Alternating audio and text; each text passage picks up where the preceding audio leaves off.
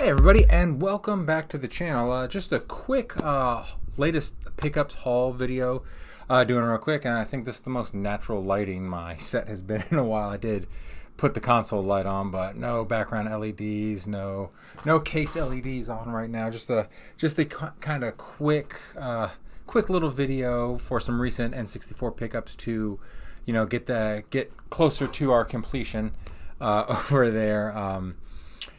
So yeah, I gotta head out in a few minutes to go to my oldest's varsity football game. It's homecoming weekend for him, so hopefully they win. He's doing the big homecoming proposal to his girlfriend after the game, so I have to help him with that. So I just wanted to do this before I got ready and headed on out. So I did a short on some of them, but there's a special game in here that is not in the shorts. But we're gonna go ahead and do that haul video. Actually, do it like this.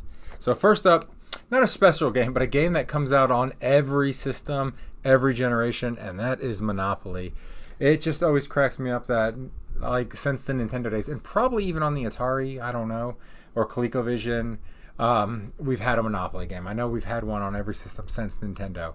Got this one in a lot, not bad condition. I mean, there's a little mark there, and then we've got a used sticker from a GameStop that looks like on the back. I'm gonna try to get that off, but these are already pre-labeled, so I got my Monopoly label on there as well. Dude, these labels make collecting N64 games so much fun. You just you put them on, it makes you feel accomplished. So we got Monopoly right there.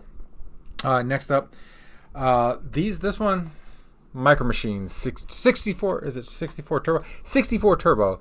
I would have called it Micro Machines Turbo 64. Maybe it's even called Turbo 64, but they just put 64 on top of it. This one was obviously a Blockbuster rental. I'm debating whether or not I'm going to take those off. I might, just for nostalgic purposes, leave the Blockbuster video security tape on there, or at least leave one on. I might try to get one off and take the other, take one off and leave the other one on. I don't know how well this is going to come off. I don't really want to damage this label anymore, so I might just leave that on there as well. I don't know. We'll see. But yeah, other than the Blockbuster tape, surprisingly for a rental, this cart is in very good condition. The pins are all clean and everything like that, and of course pre-label, or I already labeled it. It did have some Sharpie at the top, and I got most of it off. And that's just if you need to know how to get that off, rubbing alcohol. You can use nail polish. Nail polish is more effective at getting Sharpie off, but it can damage the plastic because nail polish remover is kind of a corrosive. Rubbing alcohol is a much more mild corrosive, and is a more stringent. It's more of a cleaner than a corrosive, I should say. So it gets it off, and it can wear some of the plastic off, but you got to rub really hard. But nail polish remover will remove plastic. So just go with the rubbing alcohol. Get it as good as you can, and you can fade it pretty well. This was on there pretty thick and stuff like that. So Micro Machines 64 Turbo. And next up, I know Bowie's going to want to play this one with me because he is obsessed with Hot Wheels, leading the way. So Hot Wheels, what? Turbo Racing. I wonder how good the graphics are on this. Maybe this will be a game Bowie and I stream on the N64.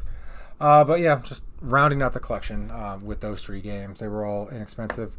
For the lot, I paid less than $30. So that's what I like to shoot for when it comes to common, non-rare games.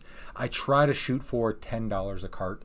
Obviously, that's not always going to be the case, but that's just kind of my advice to collectors out there. If it's now, granted, like, your Marios, your Zeldas, things like that, they're pretty common too, but there will be demand for them, so you're going to pay more than $10. But, like your Hot Wheels or your Maddens, your NHLs, your sports games, unless they're like a rarer sports games, try to get them for $10 or less is what I usually try to shoot for. And then last up, this is a more expensive game. I got a hell of a deal on it. Couldn't pass it up, which is why I purchased it, because my goal is to get all, with the exception of like games that hit close to home that I loved, like the Gold Cart, Legend of Zelda. I got a heck of a deal on Conker's Bad Fur Day. A buddy of mine sold it to me because he was selling off his video game collection. But generally speaking, unless it's like something near and dear to my heart, I try not to get the expensive carts right now.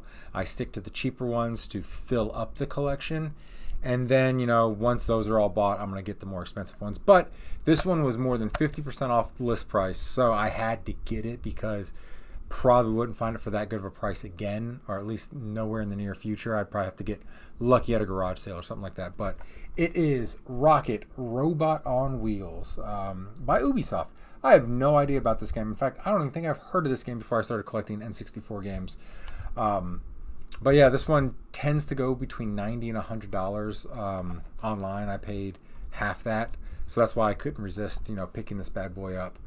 Because you don't even see it that often. Like even when, so it's one of those kind of more expensive games that you don't even see out there that often. Like holding this cart right now is like the first time I'd seen this cart in person. I go to like, if you watch the channel, I go to flea markets and antique stores and used video game stores all the time, and I don't think I've ever seen one in person before. So it's got the cool red cart. I do like the different colored carts to break it up every once in a while, which it kind of that degenerates or from what I normally like with my game cases. I like them to be all uniformed. I hate like the yellow labels for the Player's Choice Nintendo games, and some of the other things, like the greatest hits games do on other systems. I like my cases to all be uniform, but my carts, because they're carts, I do like to break up the monotony with a black card, a gold card, a red card, a green card, a blue card. I think that's all the colors of the carts that aren't gray. Let me see. There's black, there's green, there's blue, red. I don't think there's any other carts. Gold, obviously. Oh, there's a yellow cart for Tony Hawk. So yeah, I like the different colored carts every once in a while. So we got another red cart to add to the mix. So yeah, so that's the haul video. Pretty good haul there. These are all Mercaris. These weren't done in person. So all carts in good condition, which is actually a rarity. Usually when I buy a lot like this, like one or two is in shit condition. But no, they all looked in good condition when I picked them up, and they were all in good condition when they got here. And they all came packaged greatly, so I appreciate that from the sellers. I always hate it when people will just like throw a cart in a box or an envelope or some shit like that. At least padded envelopes for carts, please. But yep, that's the haul for this week. Just wanted to share those with you guys. And just like a quick, Saturday or Friday afternoon, Saturday morning video. I'm not sure when this is going to go up. I'm recording on Friday, obviously, since I'm talking about high school football. These carts, that brings us to a total of 194 out of 296 N64 carts. So we're almost there to the final countdown of the U.S. carts. So we're almost there. Stay tuned. That's one of the goals of this channel, is to get the complete N64 U.S. catalog right there on the shelf back there. But thank you for watching. Don't forget to like and subscribe. I'll see you in that next video. Bye now.